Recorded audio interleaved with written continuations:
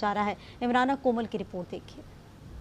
خواتین کے خلاف جرائم بڑھنے لگے، خواتین پر تشدد، قتل، اغوا، تشدد، زیادتی اور غیرت۔ خواتین کے ساتھ ناروا سلوک رک نہ سکا، صنفی تشدد کا خاتمہ ممکن ہو سکا اور نہ ہی کمی لائی جا سکی۔ غیر سرکاری تنظیموں کے اعداد و شمار میں صنفی تشدد کے 5253 رپورٹ ہونے کا بتایا گیا، جن میں قتل، خودکشی، اغوا، زیادتی اور غیرت کے نام سے منسوخ کیے گئے ہیں۔ خواتین کے تحفظ دینے کے لیے سب سے پہلے معاشروں کے اسکول اور کالج لیول پہ بچوں کی ٹریننگ ہونی چاہیے، لا موجود ہے اس کی امپلیمنٹیشن اسٹرانگ ہونی چاہیے۔ خواتین خود بھی اپنا خیال رکھیں، اس کی فکر جو ہے میرے خیال میں زیادہ ہو سکتی ہیں، کم نہیں۔ اعداد و شمار کے مطابق گزشتہ سال قتل کے 1373، اغوا 954، زیادتی کے 611 اور خودکشی کے 443 واقعات رپورٹ ہوئے، جن میں 5% متاثرین کی عمریں 18 سال سے کم ہے۔ تشدد کا شکار عورت ہر گھر میں ہو رہی ہے،